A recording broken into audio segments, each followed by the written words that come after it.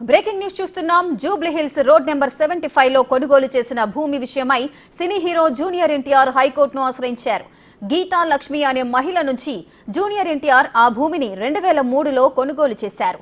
కొనుగోలు సమయంలో చెన్నైలోని ఒక బ్యాంకులో సదరు స్థలం తనఖాలో ఉందని చెప్పడంతో డబ్బు చెల్లించి డాక్యుమెంట్స్ విడుదల చేయించి రిజిస్ట్రేషన్ చేసుకున్నారు.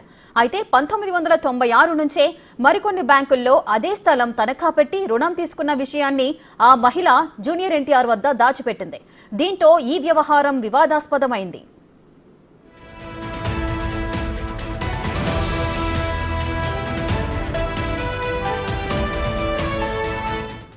స్థల యజమాని లక్ష్మి 5 బ్యాంకుల్లో ఒకే స్థలంపై రుణం తీసుకుని డబ్బు చెల్లించకపోవడంతో ఆయా బ్యాంకు మేనేజర్లు స్థలం స్వాధీనం చేసుకోవడానికి ప్రయత్నించడంతో వారిపై జూనియర్ ఎన్టీఆర్ పోలీసులకు ఫిర్యాదు చేశారు.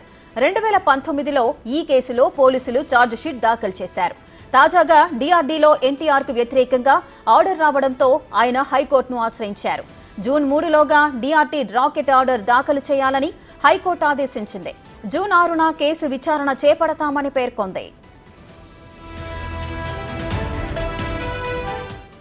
ఈ వ్యవహారం విషయమై జూనియర్ ఎన్టీఆర్ సిబ్బంది స్పందించారు. ఆ స్థలం 2013లోనే విక్రయించినట్లు తెలియజేశారు. దీనికి సంబంధించి జూనియర్ ఎన్టీఆర్ పేరును ఎవరూ వినియోగించవద్దని నోట్లో పేర్కొన్నారు.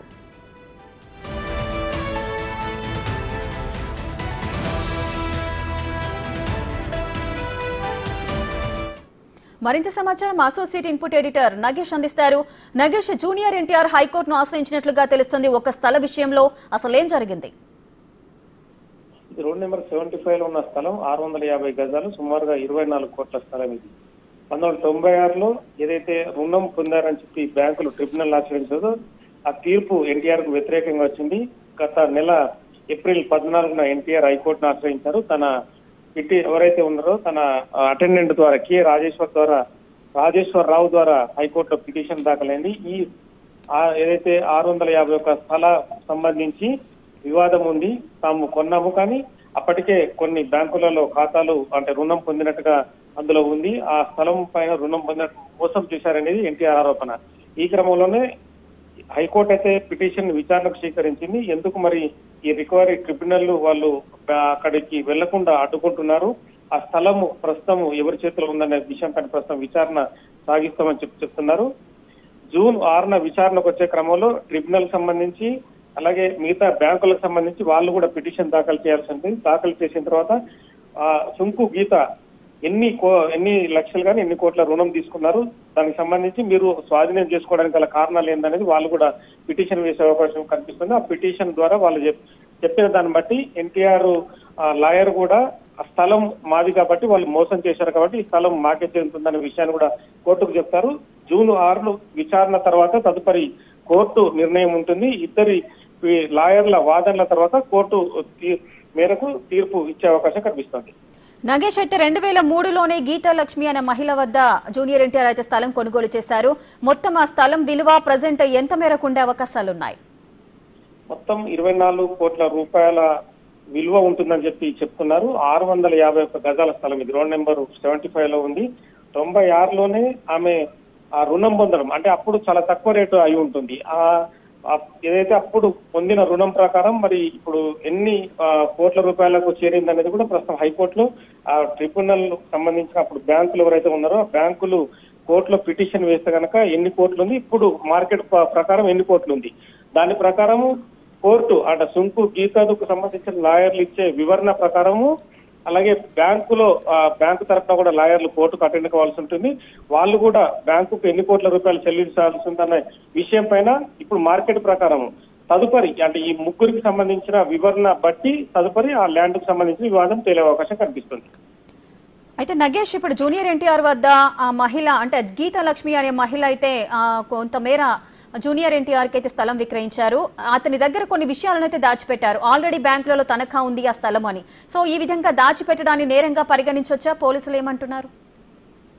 ఖచ్చితంగా నేరంగా పరిగణించవచ్చు. కానీ ఏదైతే స్థలం అమ్మినప్పుడు ఆ స్థలం కొనే క్రమంలో కూడా రిజిస్ట్రేషన్ ఆఫీస్ లో వివాదం ఉందనే విషయం బయటపడుతుంది. లీగల్ ఒపీనియన్ కూడా తీసుకుంటారు. కానీ ఆ వివాదం బయటకు రాకుండా సుంకు గీత ఎలా మేనేజ్ చేసింది అనేది కూడా క్లియర్ గా తేలాల్సిన అవసరం ఉంది. ఎందుకంటే ఆ రిజిస్ట్రేషన్ క్రమంలో ఆ బ్యాంకులో రుణం ఉంటే కనుక ఖచ్చితంగా అందులో ప్రొహిబిటెడ్ అనే విషయం అక్కడ ఎక్స్పోజ్ అవుతుంటుంది. కానీ ఆ ప్రొహిబిటెడ్ అనే విషయాన్ని ఎందుకు ఎక్స్పోజ్ రిజిస్ట్రేషన్ ఆఫీస్ లో కాలేదు, మరి ఆ స్థలం ప్రొహిబిటెడ్ లో ఉంది, రుణం పొందిందనే విషయం తెలియకుండా అంటే అందులో ఆ బ్లాక్ లిస్ట్ లో ఉంచి ఏదైతే ఎన్టీఆర్ కు స్థలం అమ్మింది కాబట్టి ఖచ్చితంగా ఆమె మోసం చేసినట్టు అవుతుంది. 420 చీటింగ్ అనేది ఖచ్చితంగా అప్లికేబుల్ అవుతుంది. ఈ విషయం ఖచ్చితంగా ఎన్టీఆర్ కు సంబంధించిన లాయర్లు హైకోర్టులో చెప్పే అవకాశం కనిపిస్తుంది. సో ఆ ల్యాండ్ తనకు చెప్పకుండానే అంటే బ్యాంకులో తనఖా పెట్టి లోన్ తీసుకొని ఆమె ఉంది, కానీ ఆ స్థలాన్ని తనకు అమ్మడం ద్వారా మోసం చేసిందన్న విషయాన్ని హైకోర్టులో చెప్పే అవకాశం కనిపిస్తుంది. హైకోర్టు ఒకవేళ సుంకు గీత జూనియర్ ఎన్టీఆర్ ను మోసం చేసిందన్న విషయాన్ని ఖచ్చితంగా విచారణలో తెలిస్తే కనుక సుంకు గీతకు పైన కేసులు నమోదు చేసి అరెస్టు చేసే అవకాశం కూడా కనిపిస్తుంది.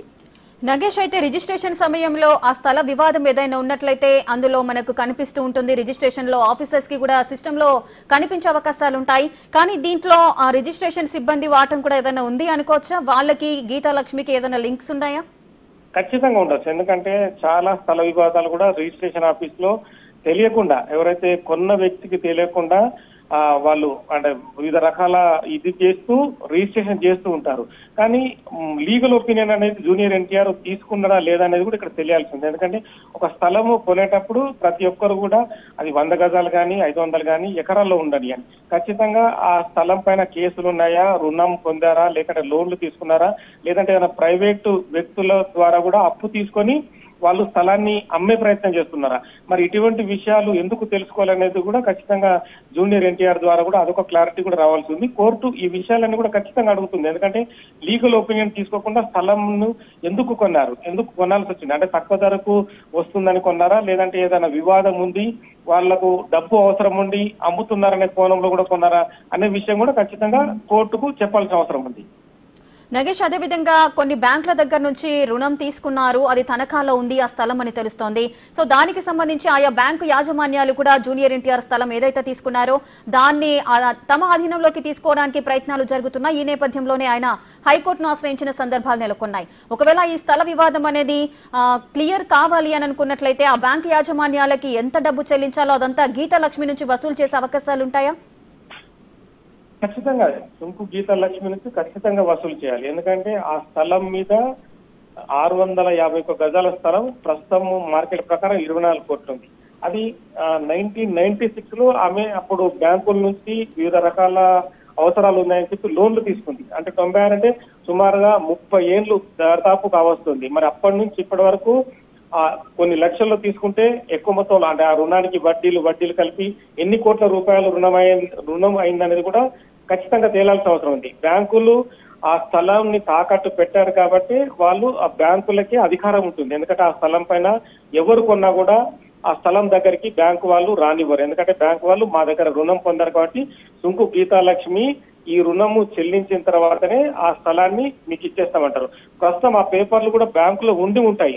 మరి ఆ బ్యాంకులో ఉన్న పేపర్లను సుంకు గీత బయటకు తీసుకొచ్చి మరి ఫోర్జరీ పేపర్లా లేకుంటే మరి బ్యాంకు వాళ్లకు ఇచ్చిన పేపర్లు కూడా నకిలీ పేపర్లా, మరి ఇవన్నీ కూడా ఇన్వెస్టిగేషన్ చేయాల్సిన అవసరం ఉంది. మరి ఒక దగ్గర రుణం పొందిన తర్వాత ఆల్రెడీ బ్యాంకుల్లో డిపాజిట్ అయ్యి ఆ పేపర్లు ఉంటాయి. మరి ఆ పేపర్లు బ్యాంకులో ఉన్నా కూడా సుంకు గీత మరి బయట ఏ పేపర్లు తీసుకొచ్చి జూనియర్ ఎన్టీఆర్ కు రిజిస్ట్రేషన్ చేసిందనే అంశం ఖచ్చితంగా తేలాల్సిన అవసరం ఉంది. ఎందుకంటే బ్యాంకు వాళ్ళ దగ్గర రుణం పొందారు కాబట్టి ఆ ల్యాండ్ పైన బ్యాంకుకే పూర్తి అధికారాలు ఉంటాయి. ఆ రుణం ఏదైతే చెల్లించిన తర్వాతనే మళ్ళీ ల్యాండ్ విడుదల కాబడుతుంది. అక్కడ నుంచి ఎన్ఓసి తీసుకున్న తర్వాతనే జూనియర్ ఎన్టీఆర్ చెందుతుంది. కానీ ఇక్కడ మోసం అనేది క్లియర్ గా కనపడుతుంది. ఎందుకంటే బ్యాంకులో ఉన్న ఏదైతే ల్యాండ్ ఉందో ఆ ల్యాండ్ ను 2003లో రిజిస్ట్రేషన్ చేయడం అనేది క్లియర్ గా ఇందులో మనకు మోసం అనేది కనిపిస్తుంది. మరి సుంకు గీతాలక్ష్మి మోసానికి పాల్పడి జూనియర్ ఎన్టీఆర్ కు ఆ ల్యాండ్ విక్రయించింది అనేది మనకు అర్థమవుతుంది. Right, thank you Nagesh, thanks for the details.